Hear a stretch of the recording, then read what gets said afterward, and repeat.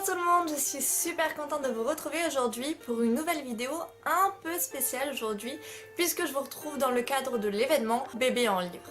Donc Bébé en livre, qu'est-ce que c'est? Peut-être que vous connaissez déjà l'événement Partir en livre qui est un événement qui revient maintenant chaque année pendant le mois de juillet. Donc c'est un événement qui se déplace de ville en ville, donc il y en avait à Marseille, il y en avait à Marseille il n'y a pas longtemps, je crois qu'il y a à Paris, voilà un peu dans les grandes villes de France.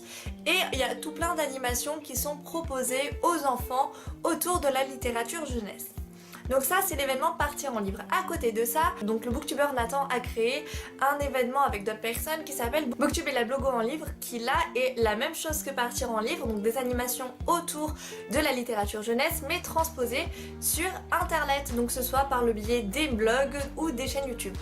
La seule différence par rapport aux autres années, c'est que normalement Bébé en livre donc s'arrête en juillet, donc fin juillet en même temps que Partir en livre, mais cette année Nathan a décidé de prolonger cet événement pour permettre à encore plus de booktubeurs et de blogueurs de pouvoir participer en vous réalisant des vidéos et des articles sur la littérature jeunesse. Aujourd'hui j'ai décidé moi de vous présenter une maison d'édition jeunesse et je vais donc vous parler des éditions Slalom. Donc si vous suivez ma chaîne YouTube, vous savez que j'ai déjà fait 2 vidéos, je te présente une maison d'édition.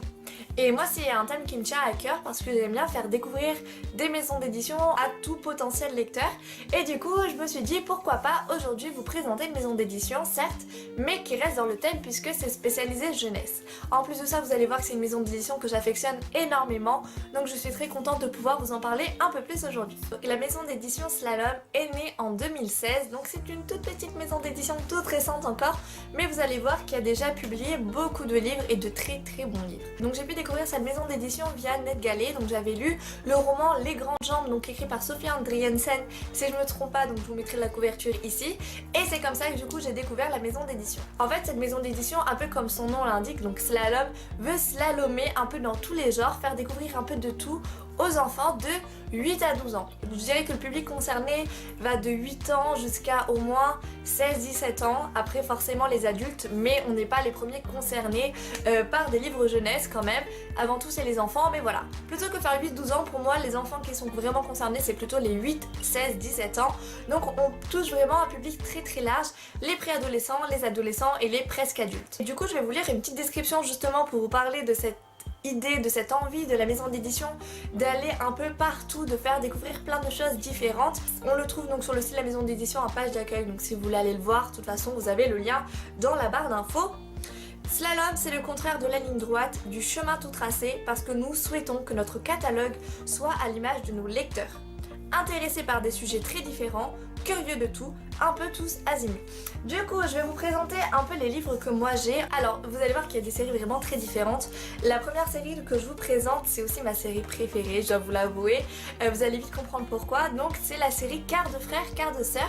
Donc, c'est écrit par Sophie Adriensen, donc la même personne qui a écrit Les Grandes Jambes, donc, dont je vous ai parlé tout à l'heure. Et en fait, à ce jour, il y a 2 livres qui sont sortis. Le tome 1 qui s'appelle Une rivale inattendue. Et le tome 2 qui s'appelle Mon pire anniversaire. Vous allez voir, ce livre-là parle de thèmes assez compliqués, notamment du divorce, le fait de vivre qu'avec sa maman ou qu'avec son papa. Mais on a aussi le thème de la famille recomposée, et là ça se voit bien sur la couverture. C'est-à-dire qu'on a ce petit garçon, par exemple, pour vous donner un exemple, on a ce petit garçon qui vit avec sa maman.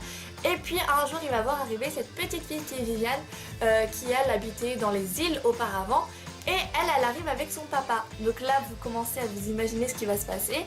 Elle arrive en plus de ça dans la classe de Arthur. Seulement Arthur lui est très jaloux de Viviane parce que lui qui avait l'habitude d'être l'enfant modèle et que tout le monde admire, et ben Viviane elle arrive, elle s'impose et elle a de super notes, donc grosse concurrence entre les deux.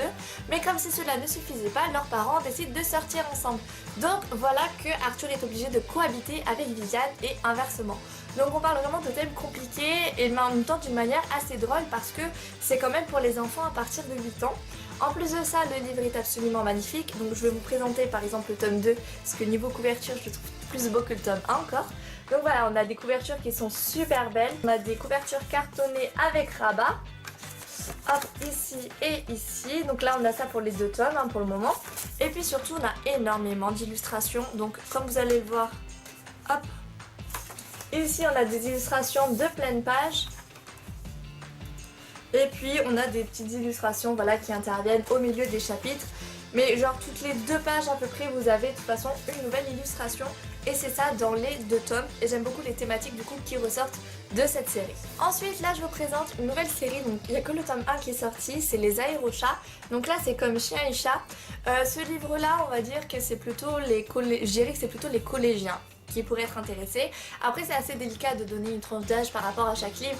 En règle générale la maison d'édition visait 8-12 ans pour dire que tout le monde peut lire ces livres là entre 8 et 12 ans. Mais c'est vrai que de toute façon vous allez le voir, l'écriture est assez grosse dans ce livre.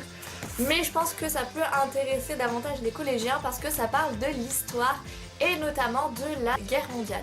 Alors ça j'ai trouvé ça top. En fait on se rend compte que dans chaque série proposée par la maison d'édition il y a une grosse thématique derrière et c'est très rigolo parce que c'est transposé dans l'univers des chats et des chiens. Donc au lieu d'avoir par exemple l'Allemagne vs la France, on a les chiens vs les chats. Mais j'ai trouvé ça génial qu'on puisse expliquer l'histoire, on puisse expliquer un événement tragique, compliqué et vraiment très dur à des enfants en le faisant presque rire parfois parce qu'il y a vraiment des passages très drôles. En plus de ça, comme la série précédente, il y a un gros travail sur la mise en page du livre. Donc déjà on a une super jolie couverture. On a une super belle page, c'est en couleur mais ça fait un peu vieille couleur, vous savez, comme si la photo était très vieille. Et voilà, on a énormément d'illustrations. Donc par exemple ici dès le début on a 2 grosses illustrations qui nous présentent les personnages. Voilà, donc 2 pleines pages comme d'habitude. Ou alors des petites illustrations, mais toutes les pages, voire toutes les 2 pages, on a des illustrations et c'est super agréable. Ça permet aux enfants de pouvoir imaginer à quoi ça ressemble quelque part. Parce que pour des jeunes enfants c'est parfois délicat. On leur fait imaginer un univers par des mots, mais quand on est enfant on a quand même besoin d'avoir des illustrations, de pouvoir s'appuyer sur quelque chose de bien visible pour pouvoir s'imaginer la chose. Donc donc c'est aussi une très jolie série. Pour les séries que je vais vous présenter, vous allez voir, donc qui est plutôt destinée aux adolescents, la maison d'édition a décidé de surfer sur les tendances et elle a bien raison parce que ça marche bien. On a 2 séries sur l'univers Pokémon. Donc ici on a Pokéstop, alors le petit papier on va l'enlever quand même. Donc on a la série Pokéstop qui est Pokéstop en vue, donc là c'est le tome 2 mais bon c'est pas très grave. En gros c'est une série centrée sur Pokémon Go.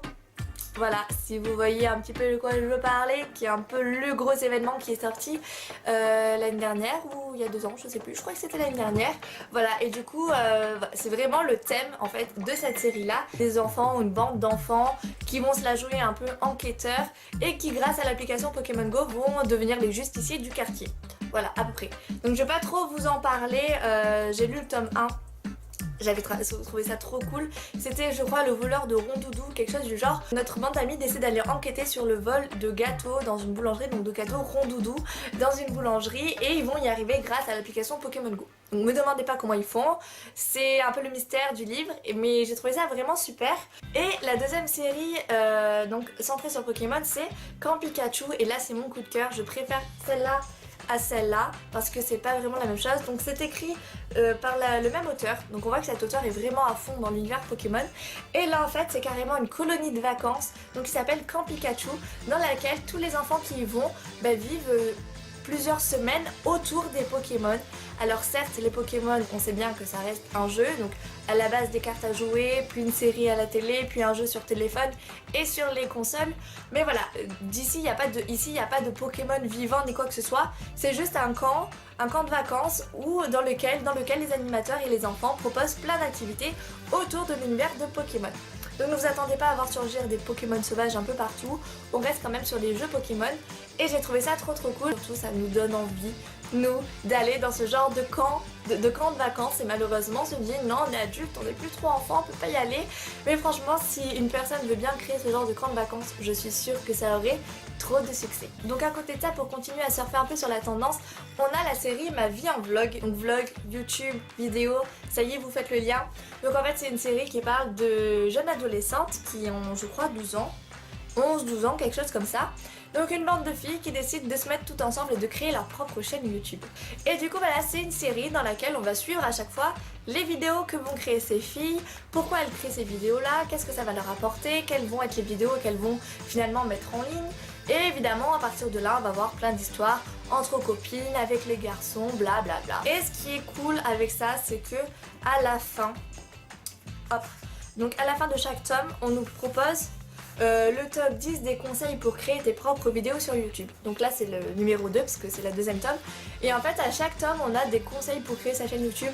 Alors c'est super sympa parce que c'est quand même des conseils intéressants, certes destinés à des adolescents, donc c'est pas non plus quelque chose de très technique, mais c'est quand même très intéressant. Aux personnes qui sont vraiment fans de Minecraft, attention, on a une série dédiée à ce jeu puisqu'on a Frigiel et Fluffy, donc écrit par le youtubeur Frigiel. Donc je ne savais pas à la base que c'était un youtubeur. Ah, bravo la fille qui ne connaît pas grand chose. Donc en fait on nous parle de l'univers de Minecraft mais sous forme de roman et c'est plutôt cool.